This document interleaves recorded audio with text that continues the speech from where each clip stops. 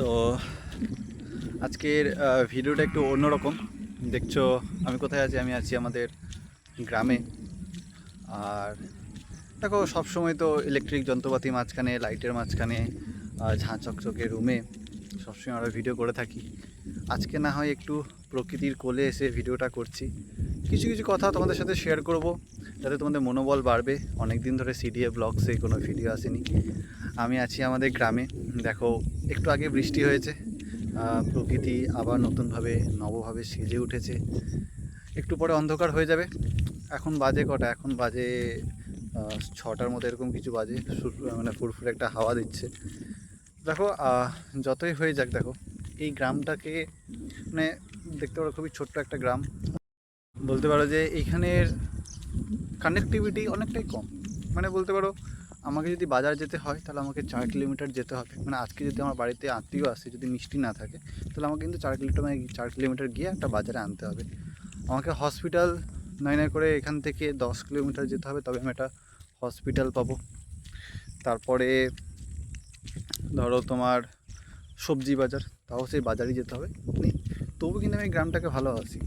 এই গ্রামে যারাই থাকে তারাই কিন্তু সত্যি এরকমভাবে কষ্ট করে একটা বেঁচে থাকে, নিজের জীবনযাপনটা করে।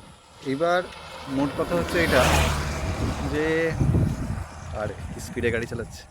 তো ব্যাপার হচ্ছে যে এখানে যতই বাধা বিপত্তি আসুক না কেন, সবাই কিন্তু এরকমভাবেই চলে এবং নিজেদের জীবনযাপন কিন্তু এরকমভাবে চালাচ্ছে, কারণ তারা গ্রামটাকে ভালোবাসে এবং আমিও বাসি। ঠিক কেন বললাম এই কথাগুলো? তার কারণ দেখো, তোমাদের রিসেন্টলি এক্সাম হয়েছে। অনেকে হয়তো অ্যাবাভ কাট অফ যতটা ভাবা যাচ্ছে, অনেকে হয়তো যে একটু মন খারাপ করে বসে আছো। দেখো, তোমরা যদি সেই জায়গাতে ভালোবাসার প্রতি, মানে সেই তোমাদের যে স্বপ্ন রয়েছে, সেটা আকাশ ছোঁয়ার স্বপ্ন হতে পারে, হিমালয় ছোঁয়ার স্বপ্ন হতে পারে, সেই স্বপ্নটাকে তোমরা যদি একদম অ্যাচিভ করতে চাও, তাহলে সেই স্বপ্নটাকে আগে ভালোবাসতে হবে। সেখানে যতই বাধা বিপত্তি আসুক না কেন, তোমাকে কিন্তু সেগুলোকে পার করতে হবে। তাহলে তোমার সময় লাগুক, কিন্তু তুমি তোমার স্বপ্নটাকে অ্যাচিভ করো। দেখো, তুমি তো পরীক্ষা দিয়েছো, তোমরা সকলে পরীক্ষা দিতে পেরেছো, ওএমআর ফিল আপ করেছো।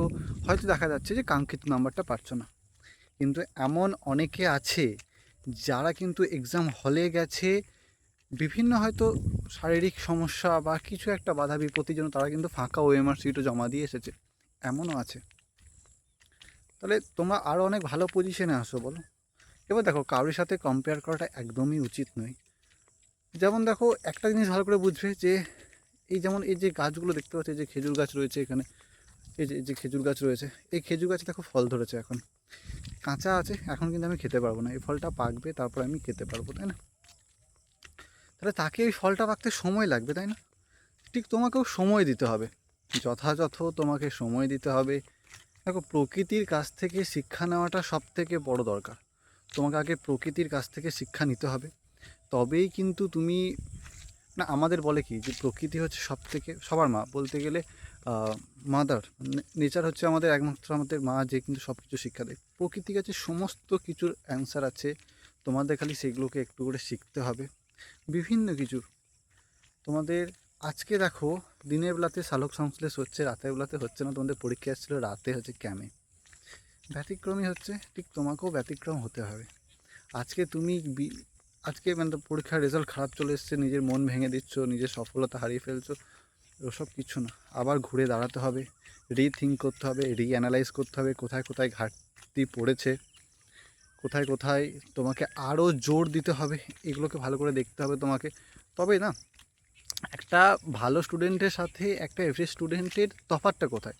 তারা নিজেদের যে ঘাটতি সেগুলোকে পয়েন্ট আউট করে। যেটা তোমার ভালো সেটা অলওয়েজ ভালো থাকবে, যেটা তোমার খারাপ সেইটাকে তুমি যদি স্ট্রং করে নাও, তোমার উইক পয়েন্টটাকে তুমি যদি স্ট্রং করে নাও, তাহলে তোমাকে কে আর আটকায়? যদি কোনো কিছু পেতে তোমাকে কেউ আটকাতে পারে, সেইটা হচ্ছে একমাত্র তুমি। ঠিক এই জিনিসটা সবসময় মাথায় রাখবে। অনেক স্টুডেন্টের এখন ধরো মানে কাট অফ নিয়ে কারোর টেনশন নেই, যাদের নাম্বারটা অনেকটা বেশি আছে। যাদের একটু একটু ধরো বর্ডার লাইনে আছে, তাদের প্রচুর টেনশন হচ্ছে। দেখো, টেনশন করো না, যা হওয়ার হয়ে গেছে। যদি মনে হচ্ছে যে এইবারে তোমার হয়ে যাবে, তাহলে আনন্দ করো। যদি মনে হচ্ছে যে না, আমাকে নেক্সট ইয়ারে করে দেখাতে হবে, তাহলে এখন থেকেই শুরু হয়ে যাও, সমস্ত কিছু, ঠিক আছে? বাধা বিপত্তি আসবে, মানে ধরো লাইফেরও ইসিজি আছে, লাইফেরও ইসিজি যখন ফ্ল্যাট লাইন চলে আসবে না, তখন তুমি আর পৃথিবীতেই থাকবে না। তো যতদিন না সমস্যা আছে ততদিন তুমি বেঁচে আছো, মানে হচ্ছে সমস্যাহীন পৃথিবী হবে না, ঠিক আছে? সমস্যাহীন পৃথিবী হতে গেলে সেটা কৃত্রিম পৃথিবী হতে হবে। এরকম পৃথিবী একমাত্র প্লুটোতে পাবে, প্লুটোতে তুমি যদি চলে যাও তাহলে হয়ে যাবে, তাই না? তো সেই হচ্ছে ব্যাপার, এই জিনিসগুলো তোমাকে আগে বুঝতে হবে। মানে জাস্ট কয়েকটা কথা তোমাদেরকে বলছি আরও, যে এরকম অনেকে বলছে স্যার ড্রপ দেবো না কি করব, বা কলেজের সাথে সাথে কোনটা করব। দেখো, সেটা সম্পূর্ণ ডিসিশন নিতে হবে তোমাকে, তোমার বাড়ির বাবা মায়ের সাথে তোমাকে কথা বলতে হবে, তাদের কি মতামত সেটা তোমাকে নিতে হবে, বাড়ি থেকে তোমার সেই সাপোর্টটা রয়েছে কি নেই, তারপরে তুমি সেসব কথাগুলো চিন্তা করতে পারবে, তাই না? তো সেইখানে আমি তোমাকে কোন ডিসিশনটা দিলাম সেটা কিন্তু ম্যাটার করে না, আলটিমেটলি ডিসিশনটা কিন্তু তোমাকে নিতে হবে, বিকজ এটা তোমার লাইফ। তোমার লাইফ নিয়ে তোমাকে বোল্ড ডিসিশন, বোল্ড কলস নিতে হবে, তবে কিন্তু তুমি আগে পৌঁছাবে, তাই না? এবার কিছু কিছু জায়গাতে বাধা বিপত্তি অলওয়েজ আসবে, সেই জায়গাগুলোকে তোমাকে পেরোতে হবে, ঠিক আছে? তুমি ধরো সাইকেল চালাচ্ছ, বাম্পার আসবে না রাস্তাতে, বিনা বাম্পারে, বিনা বাম্পার মানে বাম্পার ছাড়া তো কোনো রাস্তা হয় না, না বাম্পার থাকবে, তখন তোমাকে স্পিডটা কমাতে হবে। আবার যখন একদম গড়গড় রাস্তা, স্মুথ রাস্তা পাবে, তখন তোমাকে স্পিড বাড়িয়ে চলে যেতে হবে। তো life is like a bicycle, always তোমাকে শুধু প্যাডেল করে যেতে হবে, কখনো জোরে প্যাডেল করতে হবে, কখনো আস্তে প্যাডেল করতে হবে, কখনো ব্রেক মারতে হবে, ঠিক আছে? এরকম মানে নিজেদের সময়গুলোকে ইউটিলাইজ করো। ফাঁকা সময় বাসে, ট্রেনে, ট্রামে যেখানে যাওয়া আসা করছো, বই পড়বে। রিল স্ক্রল করা বাদ দিয়ে দু একটা বই পড়তে পারো, অনেক লাইফ লেসেন্সগুলো তুমি পাবে সেই বই থেকে। কত শত বই আছে বলো, বইকে ভালোবাসতে শেখো। বইকে যদি ভালোবাসো না, তাহলে তার থেকে আর কিছু জিনিস নেই। অনেক কিছু জিনিস, অনেক কিছু নিজের লাইফের ব্যাপারে তোমরা কিন্তু শিখতে পারবে। এমনকি আমি বলে রাখি, বই যদি তোমার কাছে এক গাদা অনেকগুলো বই হয়ে যায় না, তুমি নিজে বুঝতে পারবে তুমি কতটা উপলব্ধি করতে পেরেছো। ঠিক তেমনই ওই বইগুলোকে হাতছাড়া করতে নেই। আমার কাছে অনেক বই আছে, আমি হাতছাড়া করি না বইগুলো। মানে কথাতে আছে না যে বই আর বউ হাতছাড়া করতে নেই, তো সেরকমই হচ্ছে ব্যাপার যে বই বই পড়বে। নানা ধরনের বই আছে, দেখো তুমি আমরা বাঙালি, তো বাঙালি সত্যি বইয়ের প্রতি প্রচুর প্রেম আছে। আমি প্রচুর বই পড়ি, তো তোমরাও সেই বই ফাঁকা টাইমগুলোতে বাসে যাচ্ছ কোথাও, বসে বসে বই পড়তে লাগো, প্রচুর কিছু শিখতে পারবে। সেই জায়গাতে সেই সময়টা তুমি কী করতে, রিলস স্ক্রল করে বেড়াতে, সময়টা ইউটিলাইজ হয়ে যাবে তোমার, তাই না? সেই হচ্ছে ব্যাপার যে সময়গুলোকে তুমি যদি ইউটিলাইজ করো না, তাহলে দেখো তোমার মতো সেই পজিশনে আর কেউ গিয়ে দাঁড়াবে না। তুমি দেখবি খুব একটা ভালো পজিশনে গিয়ে দাঁড়িয়ে গেছো সেই জায়গাতে, ঠিক আছে? তো এইগুলো একটু কাজে লাগাও, আর রেজাল্ট নিয়ে অত ভাবনা চিন্তা করো না, আউটকাম নিয়ে ভেবো না, পরিশ্রম করে যাও, আউটকাম ঠিক চলে আসবে। আমরা ধরো তোমাকে যতগুলো যা পড়িয়েছিলাম, অন্তত আমি যতগুলো যা পড়িয়েছিলাম, প্রচণ্ড পরিশ্রম করে খেটে খুঁটে নোটস বানিয়ে, নিজের হাতে নোটস বানিয়ে তোমাদেরকে পড়িয়েছিলাম। টানা 4-5 ঘন্টা ধরে তোমাদেরকে পড়াতাম। তুমি খালি পায়ে টাইলসের ওপরে 4-5 ঘন্টা তুমি যদি দাঁড়িয়ে থাকো না, তুমি বুঝতে পারবে কী হারে পায়ে যন্ত্রণাটা হয়ে থাকে। তারপরে কিছুক্ষণ পানি উঠতে পারতাম না, সেটা আমার ক্ষেত্রে না, সেটা সবার ক্ষেত্রে, সেটা আশিস স্যার, প্রলয় স্যার, আমার সবার ক্ষেত্রে, যারা যারা দাঁড়িয়ে ক্লাস নেয় সবার ক্ষেত্রেই সেম ঘটনাই ঘটে। তো সেই পরিশ্রমগুলো তোমাদেরকেও করতে হবে। লাইফে পরিশ্রমের ব্যতিক্রম কিছু নেই, জানো তো? তোমাকে কনসিস্টেন্ট হতে হবে। আজকে তুমি মোটিভেশন নিলে, কালকে তোমার কাছে সেই মোটিভেশন থাকবে না, সেই মোটিভেশনটা হারিয়ে ফেলবে। তুমি যদি ডিসিপ্লিন মেনটেন করে চলো, তাহলে কিন্তু তোমাকে আর মোটিভেশন লাগবে না, ঠিক আছে? আলটিমেট তোমার লাইফের গোল কি জানো? মানে আলটিমেট তোমার আমার সবার লাইফের গোল একটাই, যে আমরা স্যাটিসফাই হব। সাকসেসফুল সবাই হয়ে যায়, স্যাটিসফাই সবাই হতে পারে না। তোমার গোল যেন এটা হওয়া চাই যে তুমি স্যাটিসফাই হবে লাইফে, সেইটা তোমার ড্রিমকে অ্যাচিভ করে হোক, সেইটা তোমার মন মতো কাজ করে হোক। অন্তত নিজে আফসোস করতে হবে না যে আজকে আমি কথাটা ভেবেছিলাম কিন্তু আমি করিনি, ঠিক? তো নিজের ভাবনাগুলোকে, নিজের স্বপ্নগুলোকে একটা করে বাস্তবে রূপে নিয়ে এসো আস্তে আস্তে।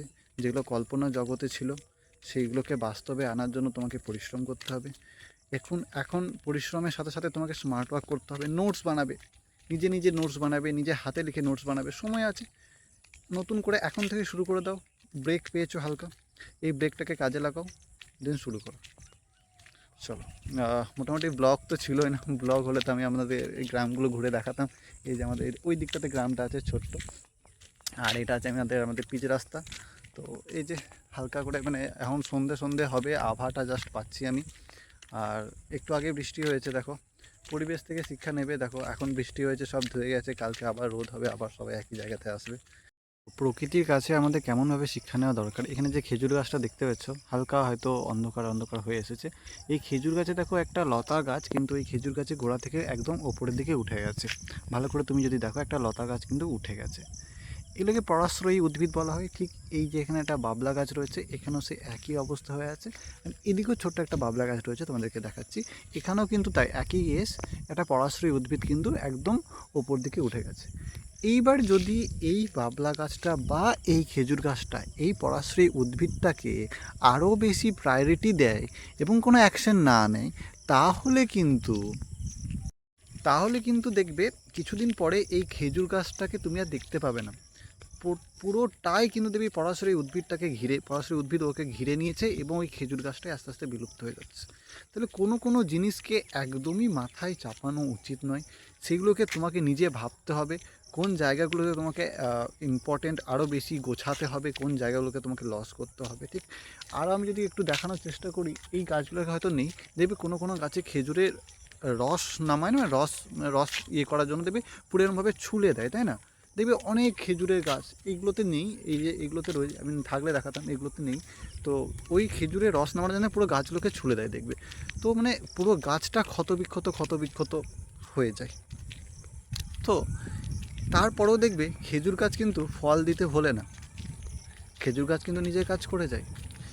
তোমাকে আঘাত দেওয়ার জন্য কিন্তু অনেকে আছে, বলতে গেলে গোটা দুনিয়া তোমাকে কিন্তু আঘাত দেবে, সবাই তোমাকে আঘাত দেওয়ার জন্য বসে আছে।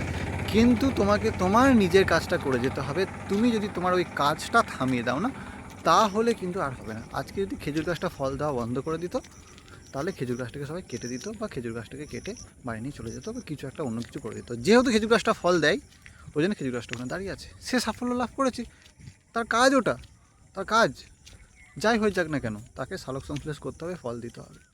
হ্যাঁ, তাকে আঘাত করা হয়েছে, তাকে ক্ষতবিক্ষত করা হয়েছে, তাহলে সে থেমে যায়নি। তোমাকেও তাই, তোমাকে থামলে হবে না, তোমাকে কিন্তু নিজের পরিশ্রম চালিয়ে যেতে হবে। তাতে যতই তোমাকে আঘাত করুক না কেন, আঘাত দেবার তো লোকে কমতি নেই।